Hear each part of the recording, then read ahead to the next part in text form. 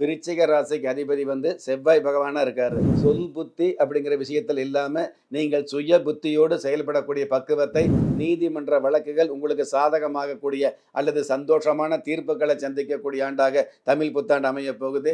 இந்த தமிழ் புத்தாண்டு வந்து பார்த்தீங்க அப்படின்னா, கண்டிப்பாக சூரிய பகவான் 6ஆம் இடத்துல உச்சபலம் பெற்று இருக்கிறதுனால, அச்சம் இல்லாத செயல்பாடுகள் அதிகரிக்கும். சொந்த வீடு வாங்கக்கூடிய, விவசாய நிலம் வாங்கக்கூடிய, விவசாய சம்பந்தப்பட்ட துறைகள்ல வந்து விஞ்ஞான ரீதியான வளர்ச்சிகளை கண்டுபிடிக்கக்கூடிய, இந்த குடும்பத்தில பெரியவங்களுக்கு ஏதாவது ஒரு நோய் நொடி இருக்கும் இல்லையா?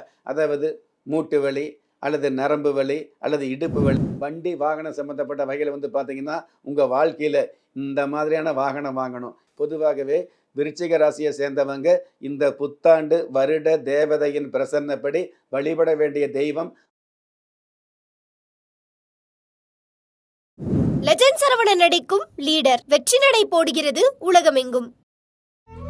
தமிழர்களின் நம்பர் 1 சாய்ஸ் தமிழ் மேட்ரிமோனி.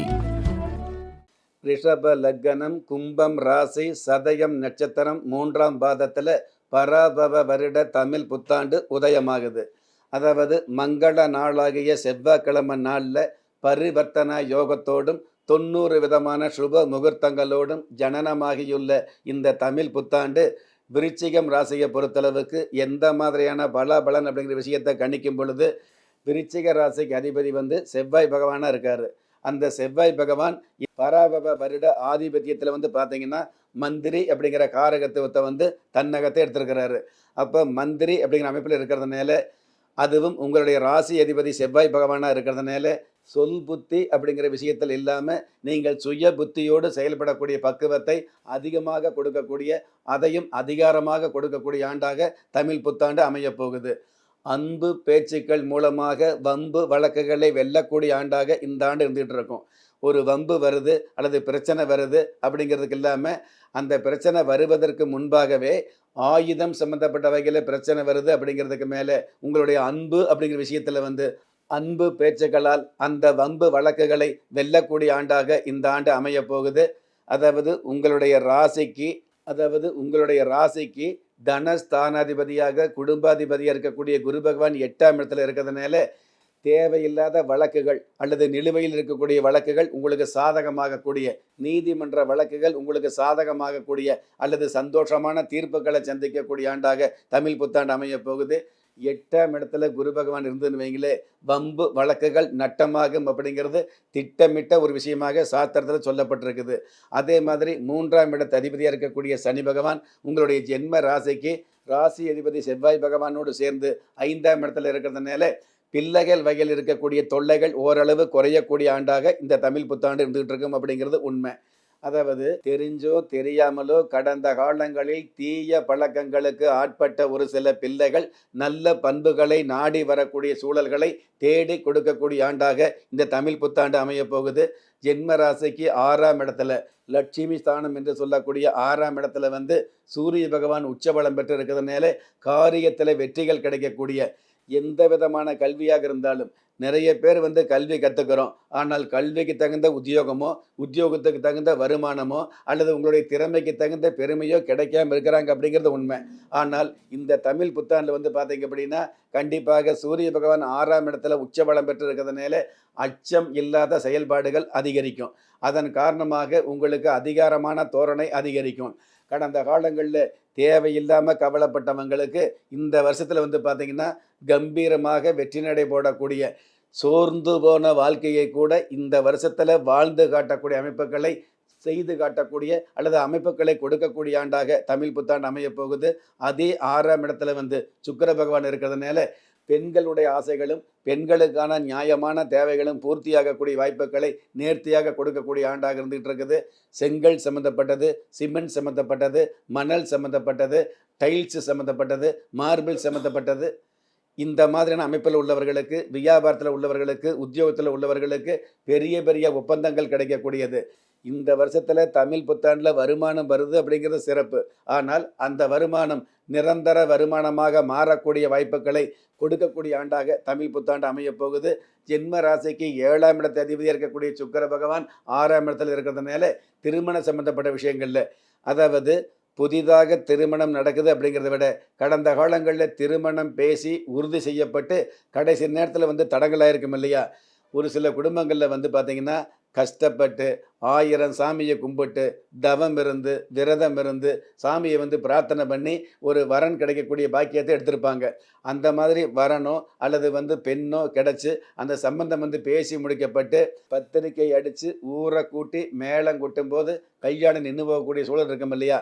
அந்த மாதிரி நின்னு போனவங்கள்லாம் இந்த உலகத்தில வந்து சமுதாயத்தில சொந்த பந்தங்களுக்கு முன்னாடி பெருமையான, அதாவது கடந்த காலங்கள்ல கல்யாணம் ஆகல அப்படின்னு எவ்வளவு தூரம் கஷ்டப்பட்டீங்களோ, கவலைப்பட்டீங்களோ, அதை விட 2 மடங்கு சந்தோஷப்படக்கூடிய அளவுக்கு கல்யாண வாழ்க்கை ஜாம் ஜாம் என்று நடக்கக்கூடிய, கல்யாண வாழ்வு ஜம் என்று நடக்கக்கூடிய ஒரு மிகப்பெரிய வாய்ப்புகளை நிச்சயமாக கொடுக்கக்கூடிய அமைப்பில் இருந்துகிட்டு இருக்கோம்.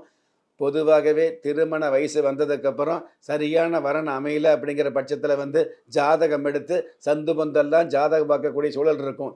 எங்கே போய் ஜாதகம் பார்த்தாலும், ஜாதகம் பார்க்குற இடத்துல இவங்களுக்கு செவ்வாய் தோஷம் அல்லது கலஸ்தர தோஷம் அல்லது மாங்கல்ய தோஷம்னு தோஷம்னு சொன்னக்கூடிய அந்த வருஷமெல்லாம் போய் சந்தோஷம் அப்படிங்கிற மிகப்பெரிய அமைப்பு கிடைக்கக்கூடிய ஆண்டாக இந்த விருச்சிக ராசிக்கு இந்த வருஷம் அமையப் போகுது. சொந்த வீடு வாங்கக்கூடிய, விவசாய நிலம் வாங்கக்கூடிய, விவசாய சம்பந்தப்பட்ட துறைகளில் வந்து விஞ்ஞான ரீதியான வளர்ச்சிகளை கண்டுபிடிக்கக்கூடிய அல்லது விஞ்ஞான ரீதியான விஷயங்களை வந்து புகுத்தக்கூடிய நல்ல மார்க்கங்களை கொடுக்கக்கூடிய அமைப்பில் இருந்துகிட்டு இருக்கோம். ஆன்மீக பெரியோர்களை சந்திக்கக்கூடியது, மத போதகர்களை கேது பகவான் 10ஆம் இடத்துல இருக்கிறதுனால மத போதகர் அல்லது ஆன்மீக பெரியவங்களை வந்து சந்திக்கக்கூடிய அமைப்பில் இருந்துகிட்டு இருக்கோம். டெலிவரி உத்தியோகத்தில் உள்ளவர்களுக்கு வாழ்வியலுக்கான முகவரி கிடைக்கக்கூடிய முன்னேற்றமான ஆண்டாக தமிழ் புத்தாண்டு அமையும்.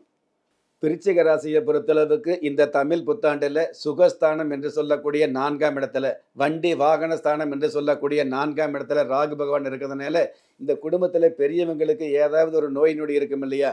அதாவது மூட்டு வலி அல்லது நரம்பு வலி அல்லது இடுப்பு வலி, இந்த மாதிரி சின்ன சின்ன வலிகளுக்கு நல்லதொரு வழி கிடைக்கக்கூடிய, மருத்துவ நிவர்த்தி கிடைக்கக்கூடிய, கடந்த காலங்களில் எவ்வளவோ மருத்துவரை பார்த்தோம், எவ்வளவோ மருத்துவமனை பார்த்தோம், பெரிய பெரிய மருத்துவரை பார்த்த கூட நிவர்த்தி கிடைக்காம கவலைப்பட்டவர்களுக்கு இந்த வருஷத்தில் வந்து சின்ன மருத்துவமனை அல்லது சின்ன மருத்துவரை பார்க்கும் பொழுது அந்த நோய் நிவர்த்தி கிடைக்கக்கூடிய வாய்ப்புகளை நிச்சயமாகவே சந்திக்கக்கூடிய ஆண்டாக இந்த ஆண்டு இருந்துகிட்டு இருக்கும். ஒரு சில பேர் வந்து பார்த்தீங்கன்னா, நேரம் சாப்பாடு சாப்பிட்றோமோ இல்லையோ, நேரம் தவறாமல் மாத்திரை போட வேண்டிய சூழல் இருக்கும் இல்லையா?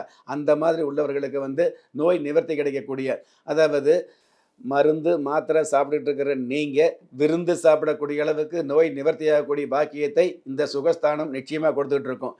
வண்டி வாகனம் சம்மந்தப்பட்ட வகையில் வந்து பார்த்தீங்கன்னா, உங்கள் வாழ்க்கையில் இந்த மாதிரியான வாகனம் வாங்கணும், இந்த மாதிரியான வாழ்க்கை வாழணுங்கிற ஒரு ஆர்வம், ஒரு ஆசை அல்லது லட்சியம் இருக்கும் இல்லையா? அந்த ஆசைகளும் லட்சியங்களும் நிறைவேறக்கூடிய ஆண்டாக இந்த ஆண்டு அமைய போகுது. வாகன சம்பந்தப்பட்ட வகையில் ஏதாவது கடன் இருந்துன்னு வைங்களே, அந்த கடன் நிவர்த்தியாகக்கூடிய அளவுக்கு அல்லது சரியான தேதியில் முறையான தவணை செலுத்தக்கூடிய அளவுக்கு தடுமாற்றம் இல்லாத வருமானங்களை கொடுக்கக்கூடிய ஆண்டாக இந்த ஆண்டு இருந்துகிட்டு இருக்கும். ஒரு சில பேர் சொந்த வீடு வாங்கக்கூடிய பாக்கியங்களை நிச்சயமாகவே சந்திக்க முடியும். இன்னும் ஒரு சில பேர் வாடகை வீட்டில் இருந்தால் கூட இந்த தமிழ் புத்தாண்டில் வசதியான வாடகை வீட்டுக்கு இடமாற்றம் செய்யக்கூடிய ஆண்டாக இந்த ஆண்டு அமையப் போகுது. சொந்த ஊரில் பிறந்த கிராமத்தில் வந்து நமக்கு ஏதாவது சிறிய அளவில் சொத்து இருந்துன்னு வைங்களே, அந்த சொத்தை வந்து ஏதாவது ஒரு விலைக்கு வந்து அதை விற்று அதுக்கப்புறம் நகரத்தில் வந்து புதிய சொத்து வாங்கக்கூடிய அளவுக்கு உதவிகள் கிடைக்கக்கூடிய, அதற்கான சந்தர்ப்பங்கள் சாதகமாக அமையக்கூடிய ஒரு சூழல் ஏற்படுத்தும். இன்னும் சில பேருக்கு இந்த சொத்து அப்படிங்கிறது எங்காவது ஒரு கிராமத்தில், எங்காவது ஒரு ஓரத்தில் ஒரு சிறிய சொத்து வாங்கி போட்டிருந்தால் கூட, ஒரு சிறிய பூமி வாங்கி போட்டிருந்தால் கூட, அந்த பூமி, அந்த சிறிய பூமி பெரிய விலைக்கு விற்கக்கூடிய பாக்கியங்களை சந்திக்கும். எந்த மாதிரி? நீங்கள் வாங்கி போட்ட அந்த பூமிக்கு, அந்த சிறு பூமிக்கு பக்கத்தில் வணிக வளாகம் அல்லது வந்து கல்லூரி சம்மந்தப்பட்ட விஷயங்கள் அமைகிறது, அல்லது பெட்ரோல் பங்க் சம்மந்தப்பட்டது, அல்லது பேருந்து நிறுத்தம் சம்மந்தப்பட்டது, இந்த மாதிரியான பிரபல்யமான ஒரு சில விஷயங்கள் அமைஞ்சு அதன் காரணமாக உங்களுக்கு சிறு அளவில் வாங்கி போட்ட அந்த பூமி பெரும் அளவில் பல மடங்கு லாபத்தோடு விற்கக்கூடிய பாக்கியங்களை கொடுக்கும்.